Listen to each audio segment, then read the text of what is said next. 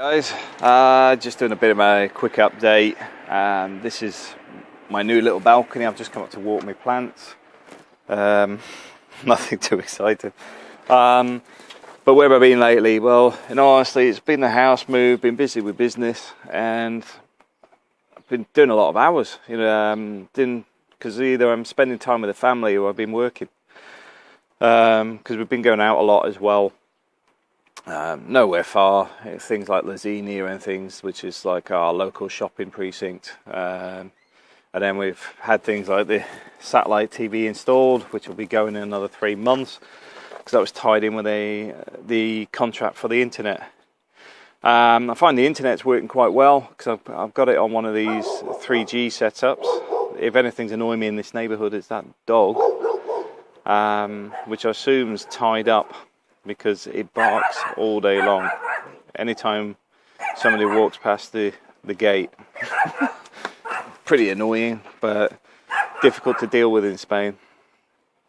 What else have I been doing? The van, that looks like the alternator's giving up the ghost on it. It's down there, look. So I'm going to get that fixed, but I think the van will be going in the next 3 months. One of the things I will say, I'm tempted to get a UK car, purely because it's cheaper. I can get a higher end car for the same sort of money you pay for. The vehicles here are overpriced. There's taxes on transferring them and everything else as well, so it may actually pay to actually have a UK car. You may think, well, why do you want on the UK plates? Well, I'm still going to be picking up some work there at least once a year, which means I can get MOT'd once a year, so that it's not a problem. I can road tax it and everything else, but it means I could get a Porsche, Mercedes, whatever. I did have a look at the Mercedes here, 42,000 euros, which seems it's okay, but buying brand new, I'll be clocking up ridiculous miles driving from here to France to the UK when we go back. But we'll wait and see. There's that dog. Crazy little. It's absolutely nuts. All it is this old guy is walking past the house and his dog's going mental. And I don't blame the dog, I blame the owners. At the end of the day, the dog's obviously locked in there all day. He's not going anywhere. They don't take him out for a walk. I've never seen him walking on the street. No wonder he's barking all day. So, in all fairness, I can't blame the dog. But beyond that, things are good. The kids are enjoying school. Ubi started this Lego robotics as well, which he's really enjoying. He seems to be learning a fair bit on that. Because I think part of the interest, this is the bit a lot of people forget on the schooling, is actually, A, it's got to have a reason for doing it, but B, you've got to have an interest in doing it. And robotics is one of those things that has a long-term goal. At the end of the day, the automation in the world is increasing at a phenomenal rate. China, I think, have increased their automation by at least 50% this year. And that's just going to keep going everywhere. Whether we like it or not, there's going to be a lot more people that have very little skills that will simply not be able to work, because the industry is changing everywhere. Everything's becoming automated, super fast, unreliable. And I say that from a website point of view. When you deal with customer support and stuff, some of the stuff I've dealt with lately, I just can't believe the company's managed to stay running. Because I do think there needs to be, if some companies actually trended towards a better customer service, they would actually find that some of the businesses would change. Because at the end of the day, I know myself, I'd rather pay a little bit extra and have good customer support than the shower I deal with different things at the moment. Like the internet. The internet is a complete fiasco getting that installed. But we live and learn. But as you can see, it's November. The sun's out, which is another reason I'm up on the balcony. I'm just enjoying a bit of sunshine, water my plants. I'll grab a cup of tea, have a sit up here. Then go down and do some more videos. What else we got going on? The website crashes. Yeah. I've already mentioned it, but I'll tell you now, I'd stay clear of that. the guys I'm using, they're just a complete bunch of crooks. It's not just them, but the company that owns them do it a lot.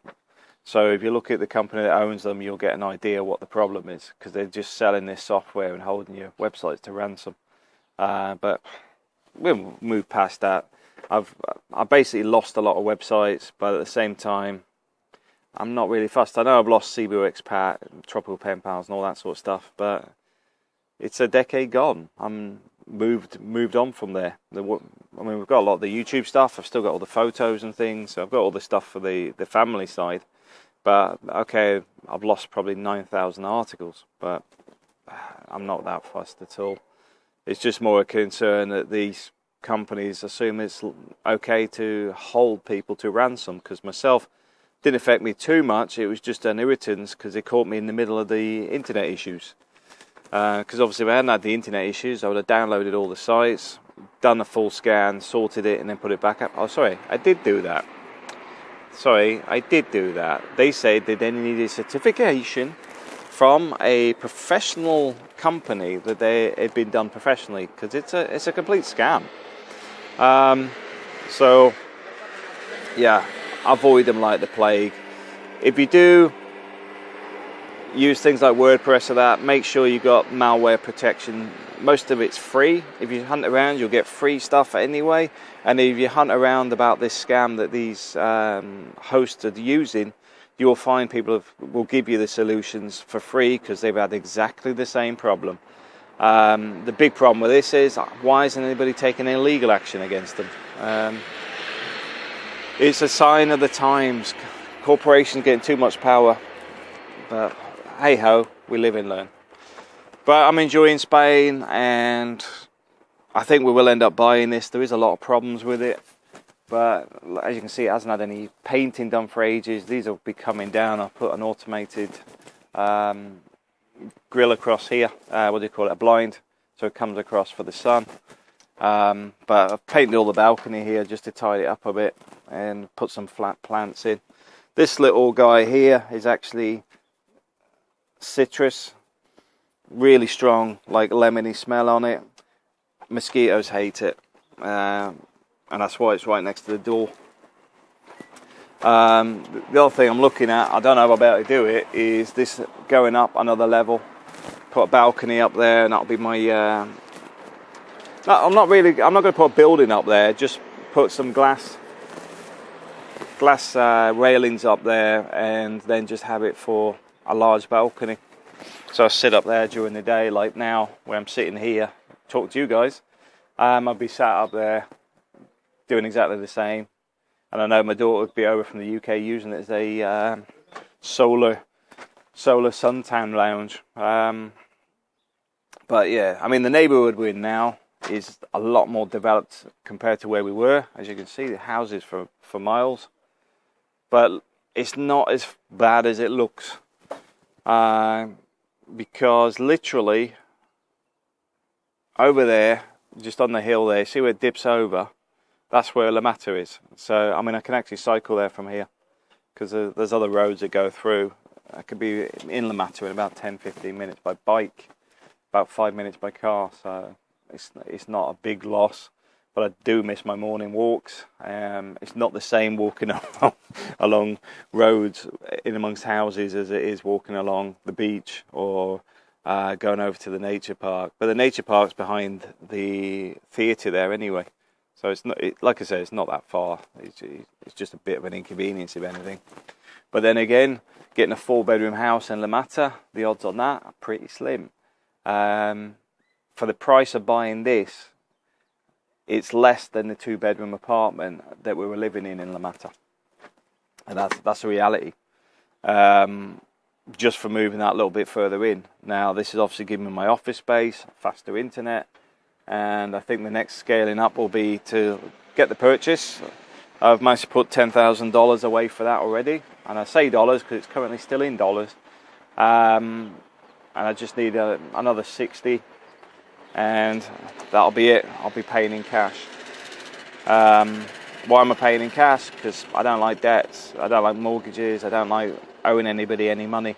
It's like when the car goes, the car will be replaced with something else that I pay for in cash. I don't have a Visa card. I don't have any credit cards whatsoever. I'm completely debt free, which also makes it easier to have this sort of lifestyle.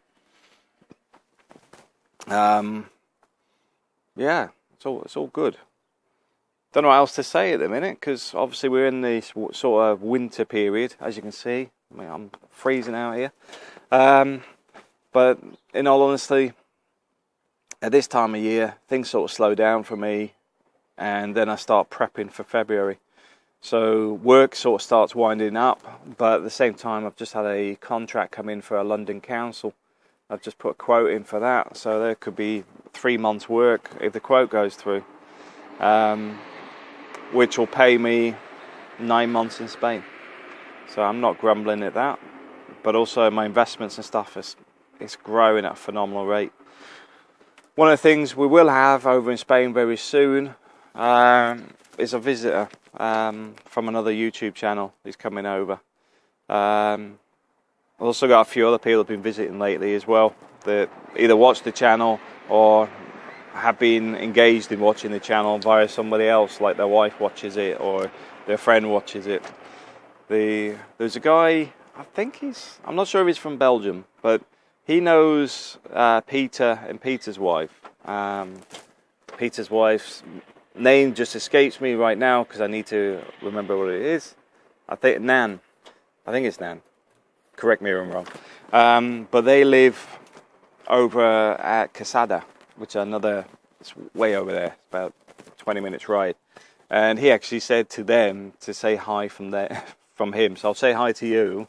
But remember, these channels are one way. I can't actually see you in your house.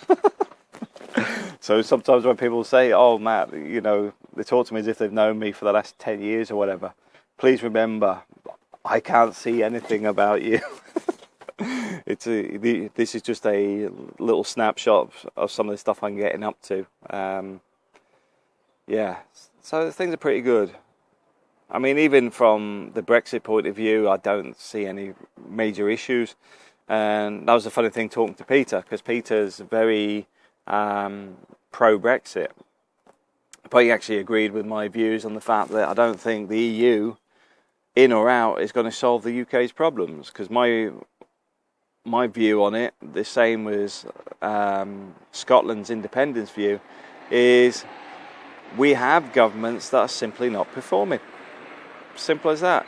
You got Scotland blaming London for all its mistakes and problems. Yeah, it's got the ability to raise taxes and run itself, but doesn't. You've got the the two parliaments in London blaming the EU for everything that goes wrong. I'm not being funny here, but there seems to be a pattern of incompetence. And although the EU has its problems, leaving the EU is not going to fix it. Sorting our government out is what's going to fix it. And at the moment, they're managing to avoid any responsibility, even the sham of what they're doing relating to the Brexit and how they have a non-existent strategy, etc., is being completely ignored because the media keeps pushing it as if the EU's bullying them or something. Where's our strong leadership? That's what I'm saying. Anyway, guys, take it easy. I'm going to go and make a cup of tea and start working.